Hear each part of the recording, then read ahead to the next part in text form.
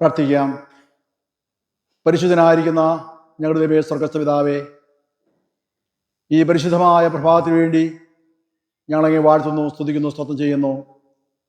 ഞങ്ങൾക്ക് വേണ്ടി രാജാവായി യെരൂശലേം രാജവീതിയിലൂടെ അങ്ങ് ഒരു കഴുതക്കട്ടപ്പുറത്ത് യാത്ര ചെയ്ത ആ മഹാസംഭവത്തെ അനുസ്മരിക്കുന്ന ഈ പ്രത്യേക ആദരയ്ക്ക് വേണ്ടി സ്തോത്രം ചെയ്യുന്നു.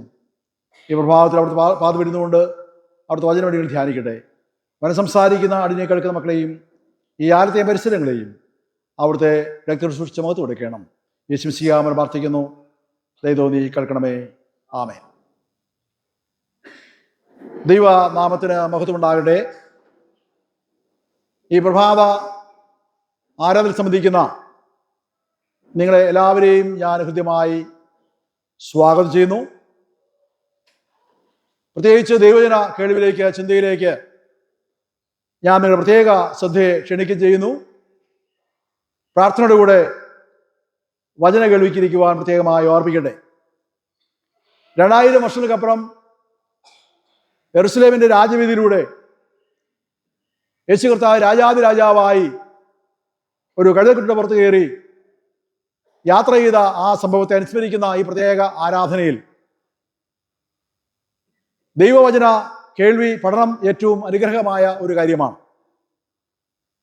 നമുക്ക് സുപരിചിതമായ കാര്യങ്ങളാണ് ഇവിടെ സംഭവിച്ചിരിക്കുന്നതെങ്കിലും ഈ പ്രഭാതത്തിൽ അല്പസമയം പ്രാർത്ഥനയുടെ കൂടെ ഈ സംഭവങ്ങളെ ഒന്നുകൂടെ അനുസ്മരിക്കുന്നത് ഉചിതമെന്ന് എനിക്ക് തോന്നുന്നു. നാം ഇന്ന് പഴയ നിയമ പാഠമായി വായിച്ചു കേട്ട സെഖര്യാ പ്രവാചകന്റെ പുസ്തകം 9-ാം അധ്യായം, അതിന് 9-10 വാക്യങ്ങൾ ഇന്നത്തെ ചിന്തയ്ക്ക് ആധാരമായി ഒരാൾക്ക് വായിക്കാം. സെഖര്യാ പ്രവാചകന്റെ പുസ്തകം 9-ാം അധ്യായം 9-10 വാക്യങ്ങൾ.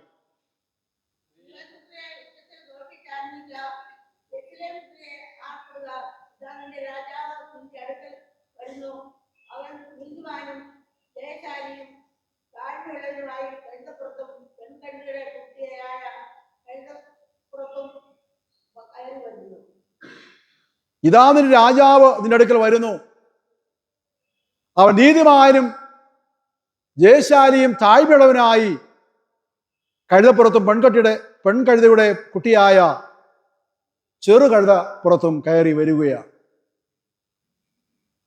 സീയോൻ പുത്രിയുടെ രാജാവ് അവർ സമാധാനശീലനായ രാജാവാണ്.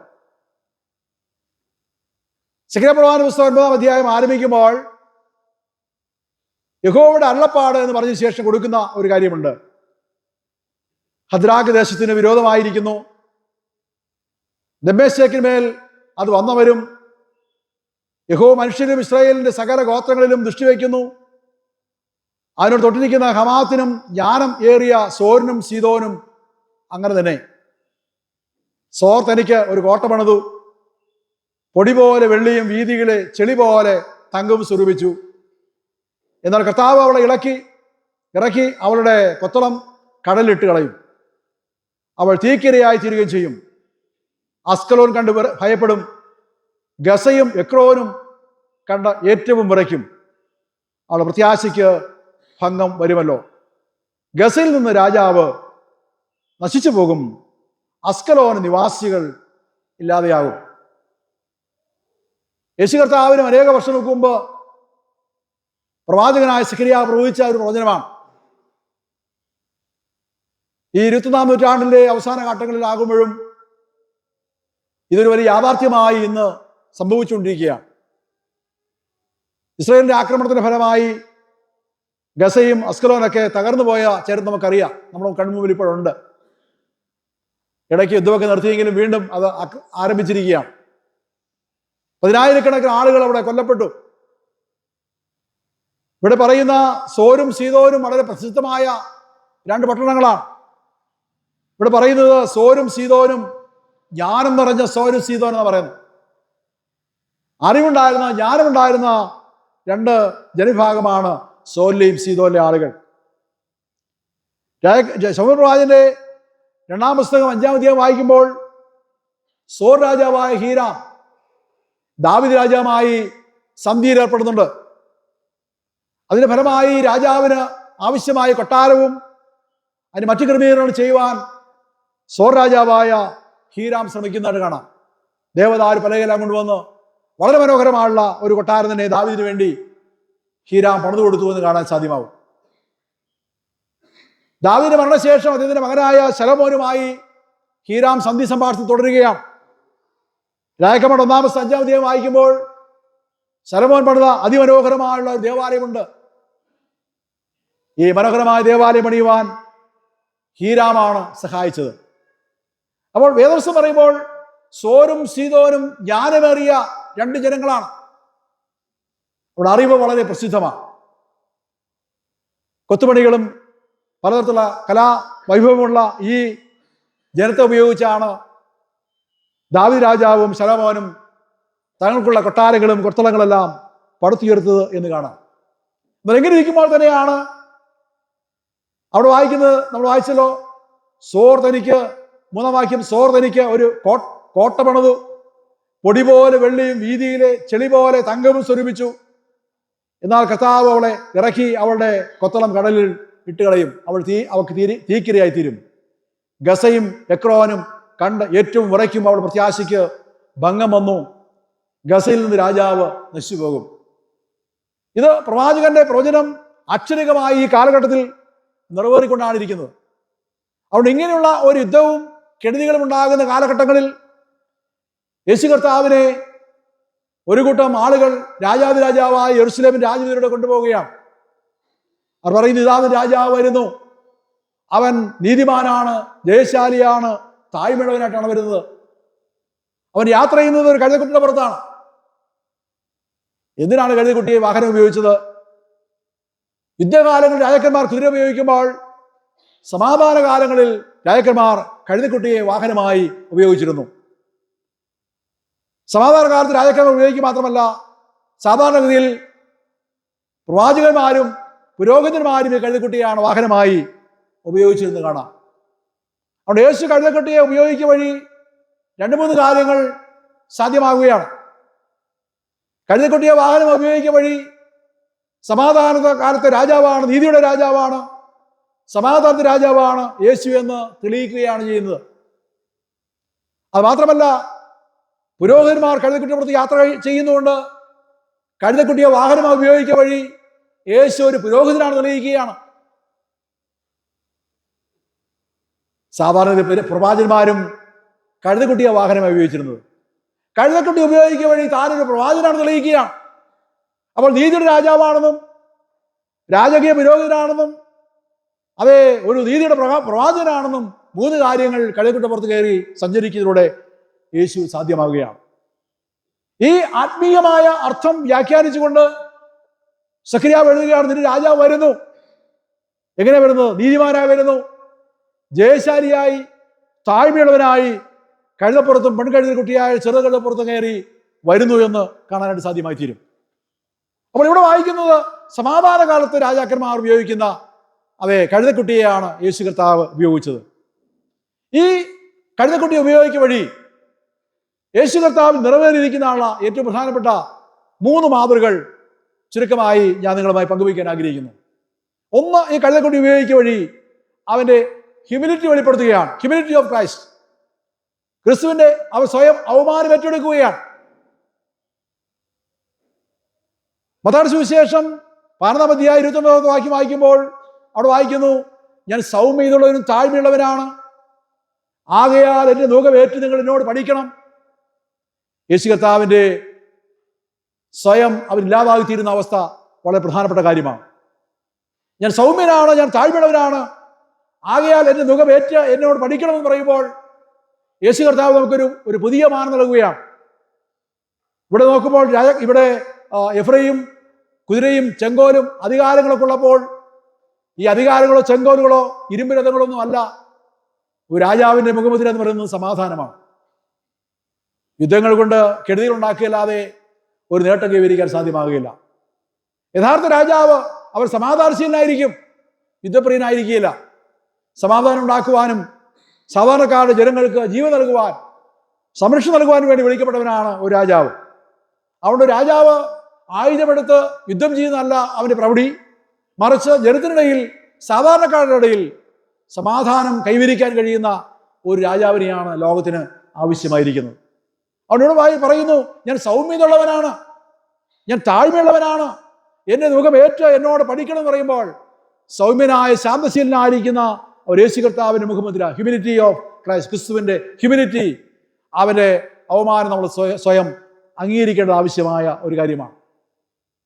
നമുക്കറിയാം, അടുത്ത വ്യാഴാഴ്ച നമ്മൾ പെസഹ രാത്രി കൊണ്ടാടാൻ പോവുകയാണ്. യോഹന്നാന്റെ സുവിശേഷം 13-ാം അധ്യായത്തിന്റെ 4-5 വാക്കുകൾ വായിക്കുമ്പോൾ ആ അത്താഴ സമയത്ത് യേശു അത്താഴത്തിൽ എഴുന്നേറ്റിട്ട് തന്റെ സ്ഥാനവസ്ത്രങ്ങളെല്ലാം ഊരി അവൻ താഴെ വയ്ക്കുകയാണ്. എന്തിനാണ് സ്ഥാനവസ്ത്രം ഊരുവാൻ കാരണം?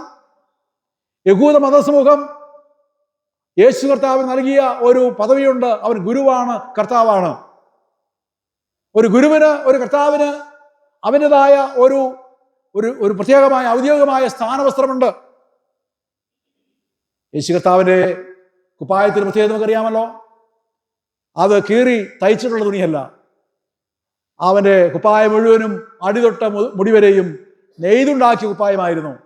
കീറില്ലാത്ത ആളുള്ള, തുന്നലില്ലാത്ത ആളുള്ള കുപ്പായമായിരുന്നു യേശുവിന്റെ കുപ്പായം. അത് മുഴുവൻ കൈകൊണ്ട് നെയ്തെടുത്ത കുപ്പായം. അതാണ് യേശുവിന്റെ കുപ്പായത്തിന്റെ പ്രത്യേകത. അതുകൊണ്ട് ഇങ്ങനെയുള്ള ഒരു കുപ്പായം തൻ്റെ രാജകീയമായ, തൻ്റെ പൗരോഹിത്യത്തിന്റെ, തൻ്റെ പ്രവാചകത്തിന്റെ, അത് മശിഹയുടെ എല്ലാത്തിൻ്റെയും പ്രതീകമായുള്ള ഈ അധികാരത്തിന്റെ കുപ്പായം അവൻ ഊരി വയ്ക്കുകയാണ്. ഈ അധികാരത്തിന്റെ കുപ്പായം ദേഹത്ത് കിടക്കുമ്പോൾ വിനയാനിതനായി പലപ്പോഴും ശുശ്രൂഷ ചെയ്യുവാൻ തടസ്സമാണ്. യേശുവിന് നല്ലവണ്ണം അറിയാം.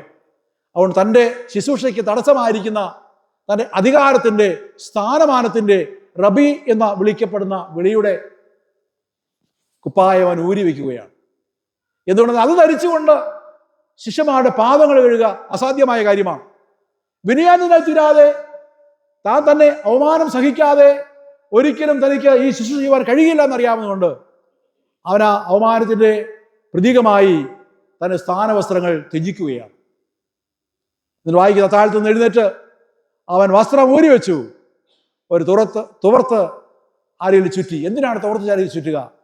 ബലത്തെ കാണിക്കുന്നു, ശുശ്രൂഷയുടെ മഹത്വം കാണിക്കാൻ അവൻ തുവർത്ത് അരയിൽ ചുറ്റി. ഒരു പാത്രത്തിൽ വെള്ളം പകർന്ന് ശിഷ്യന്മാരുടെ കാല് കഴുകുവാൻ തുടങ്ങി.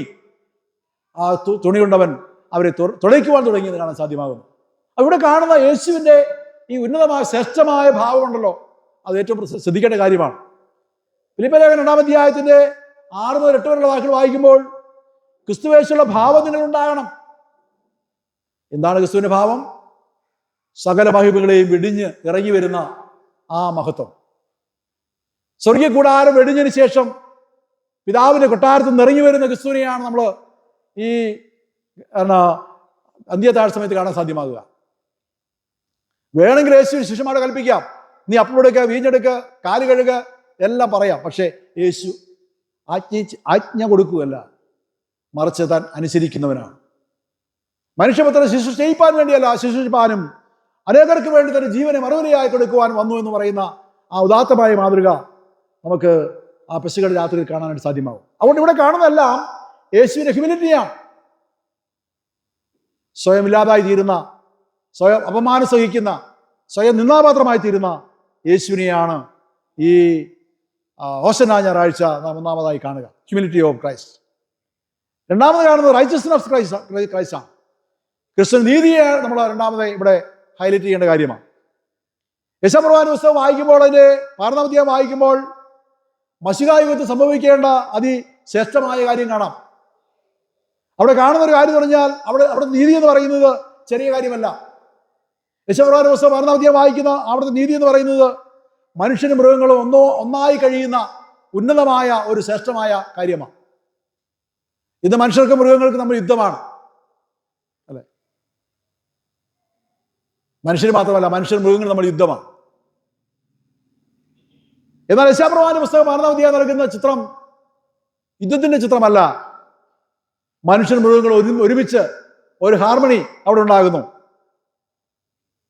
ജലപ്പടത്തിന് മുമ്പ് ഏതിനുണ്ടായിരുന്ന അവസ്ഥ സംജാതമാൻ പോകുന്നു എന്ന് യശയ്യാ പറയുകയാണ്. ഇത് പുതിയ കാര്യമല്ല. ദൈവത്തിന്റെ സൃഷ്ടിയായിരിക്കും മനുഷ്യനും മൃഗങ്ങളെല്ലാം ഏദൻ തോട്ടത്തിൽ ഒരുമിച്ച് കഴിഞ്ഞിരുന്നു. അവിടെ സിംഹം കുഞ്ഞാടിനെ കൊല്ലുമായിരുന്നില്ല, കാരണം അത് കൊന്നു തിന്നാൻ പറ്റുന്നതാണെന്ന് തന്നെ അറിയത്തില്ലായിരുന്നു. അതാ വേറൊരു കാര്യം. ജലപ്രളയ ശേഷമാണ് ദൈവം കൽപ്പന കൊടുത്തത്, മൃഗത്തെ നിനക്ക് അറുത്ത് തിന്നാം. അതുവരെ മനുഷ്യൻ മൃഗങ്ങളുമെല്ലാം, മനുഷ്യരെല്ലാം പഴങ്ങൾ തിന്നു, സിംഹമെല്ലാം കാളയെ പോലെ പുല്ല് തിന്നുകയായിരുന്നു. അപ്പൊ പുല്ല് തിന്നുകൊണ്ടിരുന്ന മനുഷ്യൻ മൃഗത്തിന് തന്റെ കൂടെ കിടക്കുന്ന ഈ ആട്ടുകുട്ടിയെ തിന്നാൻ പറ്റുന്നതാണ് അറിയില്ലായിരുന്നു. അതുകൊണ്ടാണ് പെട്ടകത്തിനുള്ളിൽ അവരെല്ലാം ഒരുമിച്ച് കഴിഞ്ഞത്. ചിലർ പറയും ദൈവം സിംഹത്തിന്റെ വായ അടച്ചു കളഞ്ഞു. ദൈവം അങ്ങനെ ദുഷ്ടനൊന്നുമല്ല. സിംഹത്തെ കാളയെ പോലെ പുല്ല് നിന്നുകൊണ്ടാണ് നോഹയുടെ പെട്ടകത്തിൽ 1 വർഷക്കാലം കടന്നത്. അപ്പൊ ഞാൻ പറഞ്ഞൊരു സാരം എത്രയേ ഉള്ളൂ. ഇതൊരു പുതിയ കാര്യമല്ല. യശപ്രവാചകൻ പറയുന്ന 12-ാം അധ്യായത്തിന്റെ കാര്യം പുതിയ കാര്യമല്ല. കാരണം ഏദൻ തോട്ടത്തിൽ ദൈവം മനുഷ്യൻ നിർമ്മിച്ചപ്പോൾ ഉണ്ടായിരുന്ന ആ ഹാർമണി, ആ ഐക്യം നിലനിൽക്കുകയാണ്. അത് യശപ്രവാചകൻ പുസ്തകം വരുമ്പോൾ മശിഹാ യുഗത്തിൽ സംഭവിക്കേണ്ട കാര്യമായിട്ടാണ് പറഞ്ഞിരിക്കുന്നത്. കുഞ്ഞാടും ചെന്നായി ഒരുമിച്ച് മേയുന്നു. ഒരു കുട്ടി സർപ്പത്തിന്റെ പൊത്തിൽ കൈയിടുന്നു. അപ്പോൾ അങ്ങനെ മനുഷ്യൻ മൃഗങ്ങളും ഒരുമിച്ച് ഐക്യമായി കഴിയുന്ന ഒരു മശിഹാ യുഗം, അതാണ് യശപ്രവാചകന്റെ ദർശനത്തിൽ കാണാൻ കഴിയുന്ന ഒരു കാര്യം. അതുകൊണ്ട് ക്രിസ്തുവിന്റെ നീതി എന്ന് പറയുന്നത് എല്ലാം ഒന്നായി തീരുന്ന നീതിയാണ്. ആർക്കും ആരെയും കൊല്ലുവാൻ സാധ്യമല്ല. ആരും ആരെയും ആക്രമിക്കുന്നില്ല. ആരും ആരോട് വഴക്കടിക്കുന്നില്ല. സമാധാനപൂർവമായ ഒരു മശിഹാ യുഗം. ഈ നീതിയാണ് ക്രിസ്തു ഹോശന നാളിൽ നമ്മോട് പറയുന്നുള്ള ഒരു കാര്യമെന്ന് കാണാൻ സാധിക്കുന്നു. അപ്പോൾ ആ ഒരു മശിഹ നമ്മുടെ ജീവിതത്തിൻ്റെ രാജാവ് വരുമ്പോൾ നമ്മളുണ്ടാകുന്ന മാറ്റം ചെറിയ ഒരു കാര്യമല്ല, അത് വലിയ കാര്യമാണ്. യുദ്ധങ്ങളില്ലാതെ, കെടുതികളില്ലാതെ, പ്രയാസങ്ങളില്ലാതെ, പ്രതിസന്ധികളില്ലാതെ സമാധാനപൂർണമായുള്ള ഒരു അന്തരീക്ഷം നമുക്ക് സംജാതമാകുക എന്നുള്ളത് ഈ കാലഘട്ടത്തിൻ്റെ ആവശ്യമാണ്. ഇപ്പൊ എവിടെ നോക്കിയാലും യുദ്ധങ്ങൾ മാത്രമാണ്, കെടുതികൾ മാത്രമാണ്. കുടുംബങ്ങളിൽ സമാധാനമില്ല, സഭയ്ക്കുള്ളിൽ സമാധാനമില്ല, സമൂഹത്തിലേക്ക് നോക്കിയാൽ ഒരിടത്തും സമാധാനമില്ല. എല്ലായിടത്തും അക്രമങ്ങളാണ്, അനീതികളാണ്. ഇങ്ങനെ അക്രമങ്ങളും അനീതിയുമുള്ള ലോകത്തിൽ ജീവിക്കുമ്പോൾ യേശു കർത്താവിൻ്റെ ദിവ്യമായ സമാധാനം, അവൻ്റെ നീതി നമ്മൾ എത്തിച്ചേരേണ്ടത് ആവശ്യമാണ്. യേശു കർത്താവ് നീതി എന്നിൽ നിങ്ങൾ ഉണ്ടെങ്കിൽ മാത്രമേ നമുക്ക് ലോക സമാധാനത്തോടെ ജീവിക്കുവാനായിട്ട് സാധ്യമായി തീരുകയുള്ളൂ. മൂന്നാമത് ഒരു കാര്യം പറഞ്ഞൊരു വാക്കുകൾ അവസാനിപ്പിക്കാം. മൂന്നാമത് കാണുന്ന കാര്യം സാൽവേഷൻ ത്രൂ ദ ക്രൈസ്റ്റ് എന്നുള്ളതാണ്. രക്ഷ എന്ന് പറയുന്നത് ക്രിസ്തുവിലൂടെ മാത്രമേ ഉള്ളൂ. ആ ക്രിസ്തുവിന്റെ രക്ഷയാണ് നമുക്ക് അനിവാര്യമായ കാര്യം. ഈ യോശന നാൾ നാം ഓർക്കുമ്പോൾ അവന്റെ രക്ഷ കരസ്ഥമാക്കുവാൻ വേണ്ടി പ്രധാനമായും 5 മാധ്യമങ്ങളുണ്ട്. ഒന്നാമത് കാണുന്നത് യോഹന്നാന്റെ സുവിശേഷം 10-ാം അധ്യായം 9-ാം വാക്യമാണ്. അവിടെ യേശു കർത്താവ് പറയുന്നത്, ഞാൻ വാതിലാണ്, ഐ ആം ദ ഡോർ. ഇന്ന് കുറുക്ക് വഴിയിലൂടെ കാര്യങ്ങൾ വേണ്ടിയാണ് നാം ശ്രമിക്കുക. എളുപ്പവഴിയിലൂടെ എങ്ങനെ കാര്യം നേടാമെന്ന് നോക്കുമ്പോൾ യേശു കർത്താവ് പറയുന്നു, ദൈവരാജ്യത്തിലേക്ക് പ്രവേശിക്കുവാൻ ഒരു വാതിലേ ഉള്ളൂ, അത് ഞാനാണ് വാതിൽ. ഐ ആം ദ ഡോർ എന്ന് കർത്താവ് പറയുന്നു. ഞാനാണ് വാതിൽ. എങ്ങോട്ടുള്ള വാതിൽ? സ്വർഗത്തിലേക്കുള്ള വാതിൽ. പിതാവായ ദൈവത്തിലേക്കുള്ള വാതിൽ യേശു മാത്രമാണ്. പറഞ്ഞു, ഞാൻ വാതിലാണ്. എല്ലോട് കടക്കുന്നതിനകത്ത് വരികയും പുറത്തു പോകുകയും മേച്ചിൽ കണ്ടെത്തുകയും ചെയ്യും. അപ്പോൾ അത് രഹസ്യമായ കാര്യമല്ല, പരസ്യമായ കാര്യമാണ്. യേശുവാകുന്ന വാതിലൂടെ കടക്കുന്നവന് അകത്ത് വരുവാനും പുറത്തു പോകുവാനും മേച്ചിൽ കണ്ടെത്തുവാനും സുഭിക്ഷമായി ജീവിക്കുവാൻ സാധ്യമാകും. വളഞ്ഞ വഴിയുടെ സഞ്ചരിക്കുന്നവൻ പലയിടത്ത് അനർത്ഥങ്ങൾപ്പെടുമെന്ന് വേദപുസ്തകം പഠിപ്പിക്കുകയാണ്. അതുകൊണ്ട് യേശു കർത്താവ് പറയുന്നു, ഞാൻ വാതിലാണ്. യേശു കർത്താവ് രക്ഷ കരസ്ഥമാക്കണമെങ്കിൽ ഒന്നാമത് യേശു ആകുന്ന വാതിലൂടെ പ്രവേശിക്കുവാൻ എനിക്ക് നിങ്ങൾക്കും സാധ്യമാകണം. രണ്ടാമത് കാണുന്നത് അത് യേശു വാതിൽ മാത്രമല്ല, അത് ഓൺലി സേവർ, അവനാണ് യഥാർത്ഥ രക്ഷകൻ. അപ്പോസ്തലപ്രവൃത്തികളുടെ പുസ്തകം 4-ാം അധ്യായത്തിന്റെ 11-ാമത്തെ വാക്യം വായിച്ചാൽ കാണാം, മറ്റൊരു രക്ഷയില്ല, നാം രക്ഷിക്കപ്പെടുവാൻ ആകാശത്തിന് കീഴിൽ മനുഷ്യർക്ക് നൽകപ്പെട്ട വേറൊരു നാമവും ഇല്ല. അതാണ് പറയുന്നത്. രക്ഷിക്കപ്പെടുവാനുള്ള ഏക വാതിൽ, ഏക രക്ഷകൻ ക്രിസ്തു മാത്രമാണ്.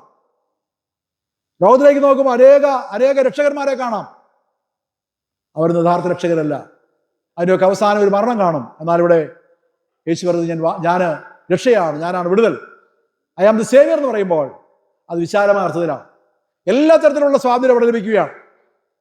യേശു ആ രക്ഷയിലൂടെ പ്രവേശിക്കുന്ന ഒരാൾക്ക് മാത്രമേ യഥാർത്ഥ രക്ഷ, വിടുതൽ കരസ്ഥമാക്കുവാനായിട്ട് സാധ്യമാകും. അതുകൊണ്ട് പറയുന്നു, മറ്റൊരുത്തും രക്ഷയില്ല, നാം രക്ഷിക്കപ്പെടുവാൻ ആകാശത്തിന് കീഴിൽ മനുഷ്യർക്ക് നൽകപ്പെട്ട വേറെ ഒരു നാമവും ഇല്ല. അത് വ്യക്തമായി പറയുകയാണ്, വേറൊരു നാമവും ഇല്ല. അനേക നാമങ്ങളുണ്ട്, പക്ഷേ ക്രിസ്തു ഏകനാമമാണ്, ഏകനാമം. മാത്രമല്ല, മൂന്നാമത് കാണുന്ന കാര്യം എന്ന് പറഞ്ഞാൽ ഗ്രേറ്റ് സഫീഷ്യൻ്റാണ്, പരിപൂർണമായ ഒരു തൃപ്തിയുടെ കാണാൻ സാധ്യമാകും. അപ്പോസ്തലപ്രവൃത്തികളുടെ പുസ്തകം 15-ാം അധ്യായത്തിന്റെ 12-ാമത്തെ വാക്യം വായിക്കുമ്പോൾ യേശു ക്രിസ്തുവിന്റെ കൃപയാൽ രക്ഷ പ്രാപിക്കുമെന്ന് ഞങ്ങൾ വിശ്വാസത്താൽ അറിയുന്നു എന്നാണ് പറയുന്നത്.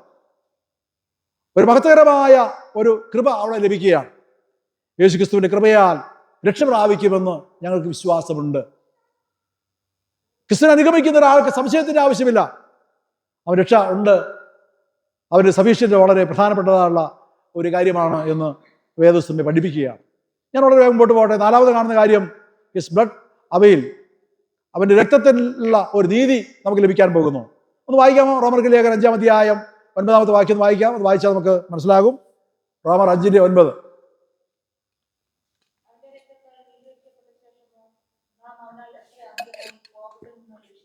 കോപത്തിൽ നിന്ന് രക്ഷിക്കപ്പെടുവാൻ വേണ്ടി എന്ത് ചെയ്യണം? അവന്റെ രക്തത്താലുള്ള നീതീകരണം. യേശു കർത്താവിന്റെ രക്തത്താൽ നീതീകരണമുണ്ട്. സാധാരണഗതി രക്തം അറപ്പുളവാക്കുന്ന കാര്യമാണ്. നമ്മൾ കടയിലൊക്കെ 1 കിലോ മാംസം മേടിച്ചാൽ ആ രക്തം വീണാൽ നമ്മൾ സോപ്പിട്ട് വൃത്തിയായിട്ട് കഴുകും. ഇറച്ചിന് പല പ്രാവശ്യം കഴുകി രക്തം കളഞ്ഞതിന് ശേഷമാണ് നമ്മൾ ആ മാംസം ഉപയോഗിക്കുകയുള്ളൂ. സ്വാഭാവികമായി രക്തം അറപ്പുണ്ടാക്കുന്ന കാര്യമാണ്. കർത്തൃമേശ ആചരിക്കുമ്പോൾ യേശുവിന് ശരീരവും രക്തം എന്ന് പറഞ്ഞ അപ്പവീഞ്ഞങ്ങൾ നമ്മൾ നൽകുന്നു. എത്ര ഭവ്യതയോടു കൂടിയാണ് നാം അത് ഭക്ഷിക്കുക, പാനം ചെയ്യുക. ഇവിടെ വേദപുസ്തകം പറയുന്നു, വളരെ വ്യക്തമായി പറയുന്നു, അവന്റെ രക്തത്താൽ നീതീകരണമുണ്ട്. യേശുവിന്റെ രക്തത്തിന്റെ പ്രത്യേകത ഒരു ആട്ടുകൊറ്റയുടെയോ കാളക്കിടാവിന്റെ രക്തം പോലെയല്ല, ശരീരത്തെ മലിനമാക്കുന്ന അവസ്ഥയല്ല, മറിച്ച് യേശു കർത്താവിന്റെ രക്തത്തിന്റെ പ്രത്യേകത അവൻ ശുദ്ധീകരിക്കുന്ന രക്തമാണ്. വെളിപ്പാട് ദിവസം വായിക്കുമ്പോൾ കാണാം, വെളിപ്പാട് ദിവസം 19-ാം അധ്യായം വായിക്കുമ്പോൾ കാണാം, സ്വർഗത്തിൽ നിന്ന് ഒരു വെള്ളക്കുതിര പ്രത്യക്ഷമാകുന്നു. അവന്റെ മേൽ വെള്ള വസ്ത്രം ധരിച്ചിരിക്കുന്ന നീതിമാനായ യേശുവിനെ കുറിച്ച് പറയുന്നുണ്ട്. അവന്റെ വസ്ത്രം വെണ്മയാർന്ന വസ്ത്രമാണ്. നമുക്ക് വേണ്ടി രക്തം കാൽവരി ചിന്തിയെങ്കിലും അവൻ രക്തം വെണ്മയായിരിക്കുന്നു എന്ന് കാണാം. അവന്റെ വസ്ത്രം വെണ്മയായിരിക്കുന്നു കാണാം. അവൻ അനുഗമിക്കുന്ന പുരുഷാരവും വെണ്മയായിരിക്കുന്നവരാണ്. വെളിപാട് ദിവസം വായിക്കുമ്പോൾ കാണാം, ഒരു യാഗപീഠം, അറുക്കപ്പെട്ട കുഞ്ഞാടിന്റെ യാഗപീഠം കാണാം. യാഗപീഠത്തിന്റെ ചുവട്ടിൽ കോടാനുകോടി വിശുദ്ധന്മാരെ കാണാം. അവരുടെ ആ കുഞ്ഞാടിന്റെ രക്തത്താൽ അങ്കി കഴുകി ശുദ്ധമായ വെണ്മയായ വസ്ത്രം ധരിച്ചവരെയാണ് കാണാൻ സാധ്യമാകുക. യേശു കർത്താവിന്റെ രക്തത്താലാണ് അവർ കഴുകി ശുദ്ധീകരിക്കപ്പെട്ടതെങ്കിൽ സ്വാഭാവികമായി നോക്കുമ്പോൾ അവരുടെ വെള്ളമെടുപ്പുകളെല്ലാം രക്തം കൊണ്ട് മല്ലമാകണമായിരുന്നു. പക്ഷെ ഇത് കാണുന്നില്ല. യേശു കർത്താവിന്റെ രക്തം കൊണ്ട് കറയുണ്ടാകുന്നില്ല. ആ രക്തത്തിന്റെ പ്രത്യേകത, നാം ധരിക്കുന്ന വസ്ത്രം വെണ്മയുള്ളതായിത്തീരുന്നു. ഉജാലമൊക്കെ ഉജാലയുടെ കളർ കാണും അല്ലേ?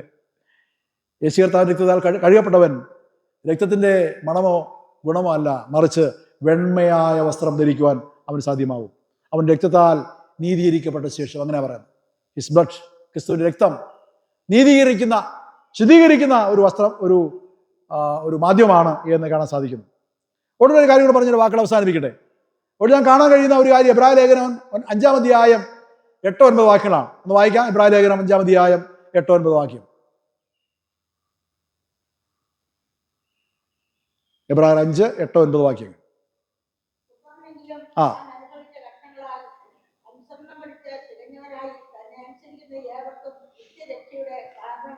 മതി അവിടെ വായിക്കുന്നു, പുത്രനെങ്കിലും താൻ അനുഭവിച്ച കഷ്ടങ്ങളാൽ അനുസരണം പഠിച്ച് തികഞ്ഞവനായി തീർന്നു. ക്രിസ്തു എങ്ങനെയാണ് തികഞ്ഞവനായി തീർന്നത്? വെളിപാട് ദിവസം വായിക്കുമ്പോൾ മുദ്രകൾ പൊട്ടിക്കുവാനും പുസ്തകം തുറക്കുവാനും അതിലെ കാര്യങ്ങൾ ഗ്രഹിക്കുവാനും കഴിയുന്ന ഒരു കുഞ്ഞാടായ ക്രിസ്തുവിനെ കാണാം. മുദ്ര പൊട്ടിക്കാതെ യോഗ്യത എങ്ങനെ ലഭിച്ചത്? എങ്ങനെയാണ് ഈ പുസ്തകം തുറക്കുവാൻ യോഗ്യത ലഭിച്ചത്? എങ്ങനെയാണ് വായിക്കാൻ സാധ്യമാകുന്നത്? ഒറ്റ ഒരു കാര്യം മാത്രമേ ഉള്ളൂ, അവൻ അറുക്കപ്പെട്ടു. അങ്ങനെ വായിക്കുന്നു. നീ അറുക്കപ്പെട്ടു, നിന്റെ രക്തം കൊണ്ട് സകല ഭാഷകളിലും ജാതിയിലും ഗോത്രത്തിലുള്ളവരെ നീ വിലയ്ക്ക് വാങ്ങിയിരിക്കുന്നു. ക്രിസ്തു അറുക്കപ്പെട്ടത് കൊണ്ട്, അവൻ രക്തം കൊണ്ടാണ് സകലത്തിൻ്റെയും അവൻ സകലവും അവന്റെ രക്തത്താലാണ് പരിഹാരം ലഭിക്കുന്നത്. അവനോട് പറയുന്നു, പുത്രനെങ്കിലും താൻ അനുഭവിച്ച കഷ്ടങ്ങളാൽ അനുസരണം പഠിച്ച് തികഞ്ഞവനായി തീർന്നു. ക്രൂശിൽ തന്റെ ജീവൻ ബലിയായി തുടങ്ങിയതിലൂടെയാണ് ഈ മഹത്വകരമായ കാര്യം യേശുവിന് സാധ്യമാകുന്നത്. അവൻ തികഞ്ഞവനായെന്ന് പറയുമ്പോൾ വെറുതെ സൂത്രത്തിൽ തികഞ്ഞവനാകുകയല്ല.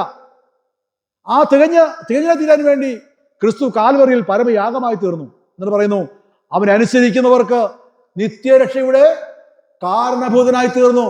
ക്രിസ്തുവാണ് സകലത്തിന്റെയും മൂലഹേതു.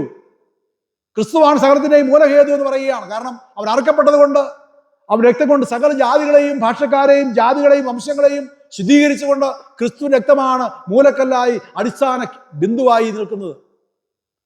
ഒരു ദേവാലയത്തിന്റെ അടിസ്ഥാനം ക്രിസ്തു രക്തമാണ്. ഒരു വിശ്വാസത്തിന്റെ അടിത്തറ ക്രിസ്തു രക്തമാണ്.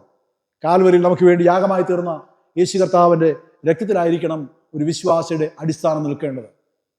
യേശുവാകുന്ന രക്തത്തിന്മേൽ അടിസ്ഥാനം നിൽക്കുന്ന ഒരു വിശ്വാസി ഒരിക്കലും തകർന്നു പോകുകയില്ല. ഇവിടെ അഞ്ചാമത് കണ്ട കാര്യം ഒരു അനുസരണമാണ്, ഒരു ഒബീഡിയൻ്റ് ആണ്. ക്രിസ്തു രക്തത്താലുള്ള ശുദ്ധീകരണം നമുക്ക് അനിവാര്യമായ ഒരു കാര്യമാണ്. അപ്പോൾ ക്രിസ്തുവിൻ്റെ സാൽവേഷൻ എന്ന് പറയുന്നത് 5 കാര്യങ്ങളാണ്. അവൻ വാതിലാണ്, അവൻ സേവ്യറാണ്, അവൻ്റെ സഫീഷ്യൻ്റ്, അവൻ്റെ രക്തത്തിൻ്റെ പ്രത്യേകത, അവൻ്റെ അനുസരണത്തിൻ്റെ മഹത്വം ഒക്കെ നമുക്ക് ശ്രദ്ധിക്കേണ്ടതായുള്ള കാര്യങ്ങളാണ്. ഞാൻ 3 കാര്യങ്ങളാണ് പറഞ്ഞത്. ഒന്നാമത് യേശുവിൻ്റെ ഹ്യൂമിലിറ്റി, രണ്ടാമത് കണ്ടത് യേശുവിൻ്റെ നീതി, മൂന്നാമത് കണ്ടത് യേശുവിൻ്റെ സാൽവേഷൻ. ഈ 3 കാര്യങ്ങളും സാധ്യമാകുവാൻ യേശുവാകുന്ന രാജാവിൽ നമുക്ക് നമ്മെ തന്നെ സമർപ്പിക്കേണ്ടത് ആവശ്യമാണ്. നമുക്ക് വേണ്ടി രാജവീതിയിലൂടെ വെറുതെ അവൻ ഒരു കഴുതപ്പുറത്ത് യാത്ര ചെയ്യുകയല്ല ചെയ്തത്. പ്രവചനങ്ങളുടെ പൂർത്തീകരണം മാത്രമല്ല, അവൻ രാജാവാണെന്നും രാജകീയ പുരോഹിതനാണെന്നും പ്രവാചകനാണെന്നും എല്ലാം തെളിയിച്ചുകൊണ്ട് അവൻ കഴുതക്കുട്ട പുറത്ത് കയറി നമുക്ക് വേണ്ടി യാത്ര ചെയ്തു. ഇനി അവൻ നീതി രാജാവായി വാനമേഘത്തിൽ വരാൻ പോവുകയാണ്. അവൻ പ്രത്യക്ഷമാകാൻ പോവുകയാണ്. തന്റെ വിശുദ്ധന്മാർ ചേർക്കുവാൻ വേണ്ടി അവൻ വാനമേഘത്തിൽ പ്രത്യക്ഷമാകാൻ പോകുന്നു. ലോക സംഭവങ്ങൾ അതിനെയാണ് വിളിച്ചറിയിക്കുന്നത്. അതുകൊണ്ട് ഈ ഹോസന കൊണ്ടാടുമ്പോൾ അടുത്തത് പെസഹ വ്യാഴാഴ്ചയാണല്ലോ, ഈസ്റ്റർ ആണെന്ന് വിചാരിച്ച് നമ്മൾ അലംഭാവത്തിരിക്കുവാൻ വേണ്ടിയല്ല. കർത്താവിൻ്റെ വരവാതിക്കലായിരിക്കുന്നുള്ള ഓർമ്മ ഈ ഹോസനയുടെ ദിവസം നമ്മൾ ഓർക്കേണ്ടത് ആവശ്യമാണ്. എപ്പോഴാണ് കർത്താവ് വരുന്നത് നമുക്ക് അറിഞ്ഞുകൂടാ. എപ്പോഴോ വന്നാലും അവനോട് ചേർക്കപ്പെടുവാനുള്ള ഭാഗ്യവും പദവി ലഭിക്കുവാൻ നാം ഒരുക്കത്തോടുകൂടെ പ്രാർത്ഥനയോട് നിൽക്കണം. മനുഷ്യവൃത്തി നനയാത്ത നാളിൽ കർത്താവ് വരുന്നുകൊണ്ട് നാളും നാഴി അറിയായികയാൽ ഉണർന്നിരിക്കണം എന്ന് പറയുന്ന പോലെ നമ്മുടെ ജീവിതത്തിൽ എല്ലാ കാലങ്ങളും കർത്താവിൻ്റെ ഒരു വാതിക്കലായിരിക്കുന്ന വിശ്വാസത്തോടെ ഉണർന്നിരിക്കുവാനും കർത്താവിനെ എതിരേൽക്കുവാനും നമുക്ക് നമ്മെ തന്നെ സമർപ്പിക്കാം. അതിനായിട്ട് ദൈവത്തിൻ്റെ വിശുദ്ധാത്മാവ് നമ്മെ സഹായിക്കുകയും അനുഗ്രഹിച്ചുമാറാകട്ടെ. ഇപ്പോൾ പിതാവായ ദൈവത്തിനും പുത്രനായ ദൈവത്തിനും വിശുദ്ധാത്മാവായ ദൈവത്തിനും സകല ബഹുമാനവും മഹത്വവും ഇപ്പോഴും ഈ കാലാവസരം കൂടാതെ ഉണ്ടായിരിക്കുമാറാകട്ടെ. ആമേൻ.